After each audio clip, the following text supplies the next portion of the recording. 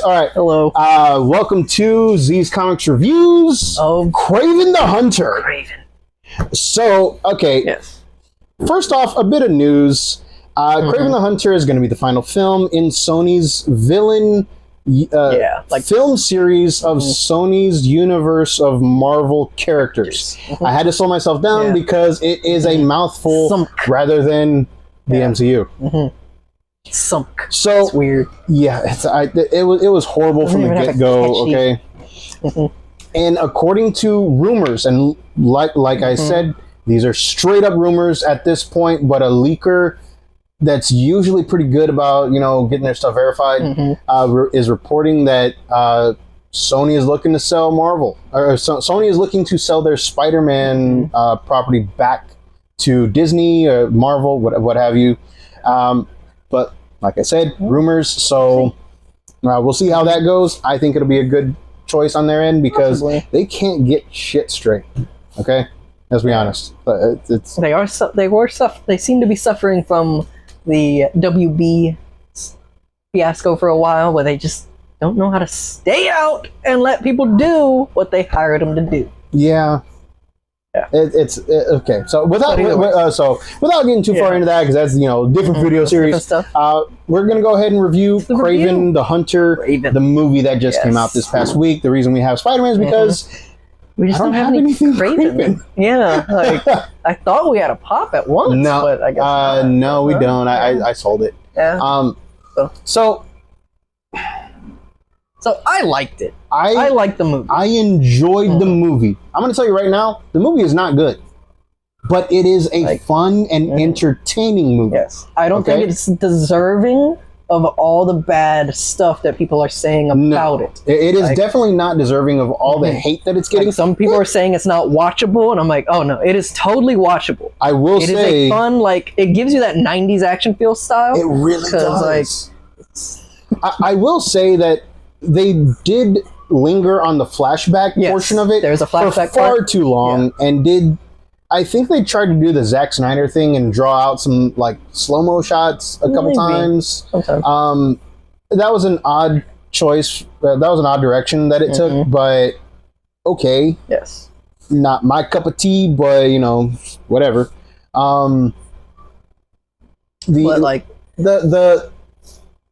To me, it's a big budget sci-fi channel movie. All right, that's how it feels to me. It's a big budget sci-fi channel movie. It does jump from plot point to plot point without figuring out how it's going to get there. Yeah, like our buddy Derek was talking about how when he meets a certain character, he's all immediately being I've been searching for you for so long. They showed none of the search. It's just left up to, okay, we're taking his word that he has been searching for her for so long. But he found her because that's what he does. Yeah. So, okay, why did it take you so long to find her then? The action sequences, I think they're good. The action sequences were fun. Yes. They had really cool deaths. The deaths involved in here, shown on screen, are not gratuitously bloody, but they do garner the rated R version. Okay? They definitely show you okay, this man, he don't mess around when he gets to his doing what he does best. Yep. And it's like you were saying a little bit ago, it does give a 90s action backdrop feel to it. And it just runs with it throughout the rest of the series, the rest of the movie. Especially the person that plays Rhino, that actor, totally. I've even seen some people be all "Oh, he was being too silly," but it's no, to me, he knew what kind of movie he was in. Yeah, that's what I felt from everybody here. Everyone in this movie knew what kind of movie they're in, and they just had fun with it. Yeah, it does not seem like nobody wasn't having fun, or at least hating that they were there. Yeah, I've even seen some people bash saying "Oh, Russell Crowe just did this to collect a paycheck," but it's maybe from the parts that he was in it, I think he was good. It was pretty good. It didn't seem like he was just phoning it in. It felt like he put some intent behind it. Like you were saying, almost everybody involved in the cast, almost all the cast felt like they wanted to be there, but like you said, it felt like I said, it felt like a sci-fi channel. I think to them, it also felt like a sci-fi channel. So they just said, you know what, let's have fun with this. And you could feel that from the screen, that they were just like having fun doing what they were doing, you know? Especially too with the fact that, like, I think the fact that so many Sony movies have been just bashed on by fans. For what I will say, with the exception of Madam Web and Morbius, totally not deserved bashing. And that gave the director, even Aaron Taylor Johnson, probably feelings of like, why am I doing this for them? I mean, like the Aaron Taylor Johnson and the director and several other cast members, and a few weeks ago, were saying, look, don't lump us in with Madam. They were basically saying, don't lump us in with Morbius and Madam Web. They didn't come out and say that, but that's what they were saying. And you know, give their movie a fair shot. Well, we gave the movie a fair shot, and it is like enjoyable. We said, it's not a good movie. It's something that you can like turn on, turn off your brain, and just enjoy. It's a popcorn movie. It is a comic book movie. Transformers, okay? It is Michael Bay's Transformers. The best way for me to describe this movie kind of goes back to earlier in development when they were talking to Russell Crowe, and he said something along the lines of like, we're in a movie dealing with characters from a comic book. Like I can't remember exactly what he said, but it's something along those lines where he's like, we're dealing with fantasy characters. Oh, he was talking about in response to another actress another actress talking about a movie that she was in, and they're trying to give. Oh no, it was in response to Dakota Johnson. Oh, okay, yeah. It was in response to Dakota Johnson's quote about how she wanted it to elevate certain statuses of you know actresses and stuff like that, and they asked him what are his thoughts, and he basically said, "Dude, this is a comic book movie. Calm down." He's like sure, like there are movies where you can use it to elevate like a bunch of actresses, especially a lot of the actresses in Madam Web are really solid actresses. Like I'm still not sold on Sydney Sweeney. Like I haven't seen enough of her stuff yet, and like I tried watching that movie with her and Glenn Powell, and to me her acting is very wooden. But you know, that's just me. I'm not. That's my opinion. I'm not bashing her. Like, hey, get your money. Get your fame. I don't mind. But yes, like I'm just saying, these movies, they're comic book movies, and as far as I'm concerned, they do their job. Especially Kraven, it did its job. And then I'm also not like upset at the fact that it is another Spider-Man movie without Spider-Man in it.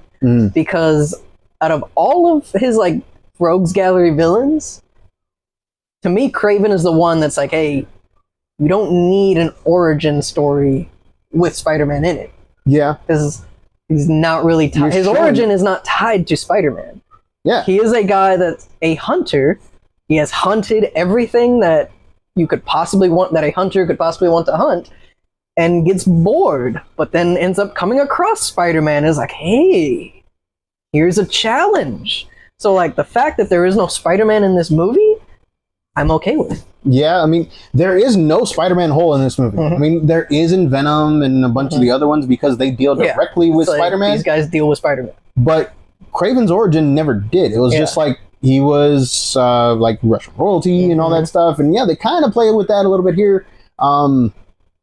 But it's a decent origin. It doesn't need Spider-Man. It never did. Doesn't need Spider-Man. There are like subtle hints to Spider-Man-esque stuff. Like this movie should have been the first in the villain series to help flesh out the world. What we were talking about earlier. A lot of the slow parts actually flesh out the world that these characters inhabit.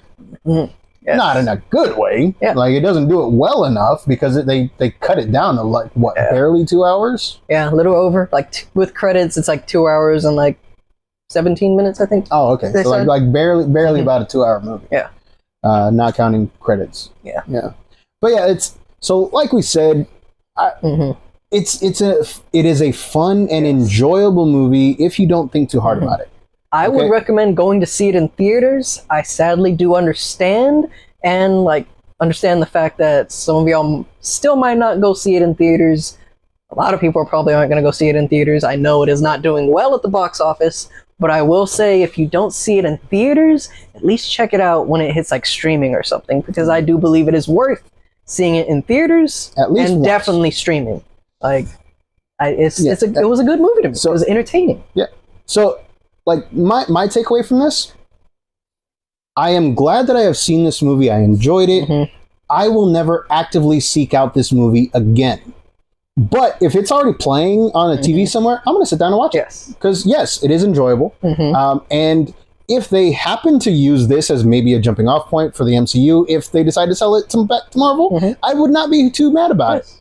Because I could see it getting a better treatment later. You know what I mean? Like how I was kind of talking, how we were kind of talking about this before, where I was like, if Sony started off their like cinematic universe with Kraven, I think it would have done better, because they could have easily dropped like little hints at like maybe a black suited Spider-Man and like a few news articles, because there's a lot of news articles in this. Because like Kraven in this, he is, you know, the mythological hunter that's been going around taking down like the bad people of the world. So you get a lot of like news articles of like, oh, who is this guy? How did this person get killed on their private yacht? You know, it's anywhere in there. If they inserted like, oh, mysterious black figure or whatever, and then the next movie after this could have been Venom, and they easily could have just been all like, oh yes, Eddie got run out of town, he's in LA, out of New York, and Venom could have just like hinted at the fact of like, oh yes, it's times when I was on the other guy or whatever, and Eddie could easily just be like, hey, we don't talk about him. And boom, they do that. Like everything could have happened, I feel, a lot more smoother if Kraven was the first movie. Yeah, I think so too. And then they could have even had like little post credits where at the end of Venom, you get a guy like walking through a big mansion to a chair, shows him like a tablet or something, and then boom, there's Kraven sitting in the chair, just like coming to the hunt. But yes, like I enjoyed it. Bottom line is, I think it was a good movie. I gave it a thinking about it more, I give it a 6 out of 10. But that's like me like still being okay watching it again. Like I'm not, like I said, I'm not gonna actually like put it on myself, but if it's there, like I'll sit down and watch it. I give it a 7 out of 10. You know, and I have seen it twice, because I saw it once with them, and then I saw it once with my buddies a few hours ago, which, even though they sadly didn't want to see War of the Rohirrim.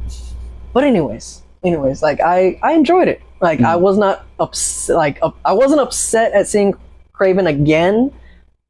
I was honestly pretty like, oh, sweet, like, because it's a good time. It is a good time movie. Like the story, even though yes, like there are parts that's like, okay, I feel like we could have done stuff here. Here you are at plot point A, and you just jumped over to D. Yeah, especially because from one of the trailers, this is why I got the feeling again that like I do get the feeling in this movie, just because I've like seen some of the trailers, that Sony may have done their nitpicking again in this, because there was like a point in one of the trailers where he's already got his classic vest on, and he's like lighting a big torch, and he's in this cave or whatever. And so from that shot, I was like, ooh, he's probably going to be like in his suit for a good while, in his classicness.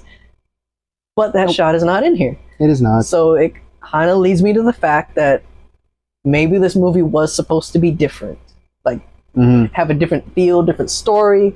And Sony may have just been like, you know what? Especially since they made that announcement of this is the final movie in their like arc. Maybe they were just like, you know what? All that, nope. Let's just take some of that out, take some of these things out, and make it something else. But I do not think it's bad. That's all. Like, I know we've said all this stuff just to streamline it, the nitty gritty of it. I think it was a good movie. 7 out of 10.